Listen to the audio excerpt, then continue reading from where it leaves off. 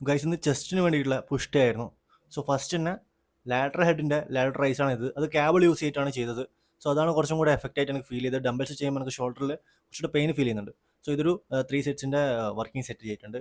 So അതിനുശേഷം cable use ചെയ്ത് തന്നെ ഒരു ചെസ്റ്റ് പ്രസ്സാണ് ഇത്. ഇതൊരു 3 സെറ്റ്സിൻ്റെ വർക്കിംഗ് സെറ്റ് ഉണ്ട്. 10 to 15 റെപ്പറ്റേഷൻ റേഞ്ചിൽ വരുന്നത്. ദെൻ തേർഡ് വർക്കൗട്ടായിട്ട് ഒരു ഇൻക്ലൈൻ ചെസ്റ്റ് പ്രസ്സാണ് ആയിട്ടുള്ളത്. അത് ഹാമർ സ്ട്രെങ്ത് മെഷീനിലാണ് ചെയ്തിട്ടുണ്ടായത്. Same 3 sets 10 to 15 repetition range വരുന്നുണ്ട്. ദെൻ അതിനുശേഷം ഒരു പെഗ് ഡക്കിന് ചെയ്യുന്നതിന് പകരം അത് ക്യാബിളാക്കി മാറ്റി. പെഗ് ഡക്ക് ചെയ്യുമ്പോൾ എനിക്ക് പെയിൻ ഫീൽ ചെയ്യുന്നുണ്ട്. സോ ക്യാബിളാകുമ്പോൾ കുറച്ചുകൂടി എനിക്ക് അഡ്ജസ്റ്റ് ചെയ്ത് ജോയിൻസിലും കുറച്ച് ഫ്രീ ആയിട്ട് ചെയ്യാൻ പറ്റുന്നുണ്ട്. ഞാൻ ക്യാബിളാണ് ചെയ്തിട്ടുള്ളത്. പെഗ് ഡക്കിൻ്റെ സെയിം മൂവ്മെൻറ്റ്സ് പക്ഷേ ഇൻക്ലൈൻ ആക്കിയിട്ട് കുറച്ച് ചെയ്തു. ലാസ്റ്റ് ഷോൾഡറിന് വേണ്ടിയിട്ടൊരു റിയൽ ഡെൽ ഫ്ലൈ ചെയ്തിട്ടുണ്ട്. അതൊരു 3 സെറ്റ്സ്. ഇന്ന് ട്രൈസെപ്സിന് ഒറ്റൊരു വർക്കൗട്ടുള്ളൂ. അതൊരു പുഷ് ഡൗൺ ആണ്. അതൊരു 4 സെറ്റിൻ്റെ വർക്കൗട്ട് 10 to 15 റെപ്പറ്റേഷൻ റേഞ്ചിൽ. അതിനുശേഷം ഒരു ആപ്സിൻ്റെ വർക്കൗട്ട്, അത് ഒന്ന് ക്യാബിൾ ക്രഞ്ചസും പിന്നെ ഹാങ്ങിങ് ലെഗ് റൈസും. ഇത് 4 സെറ്റ് വീതം ചെയ്തിട്ടുണ്ട്.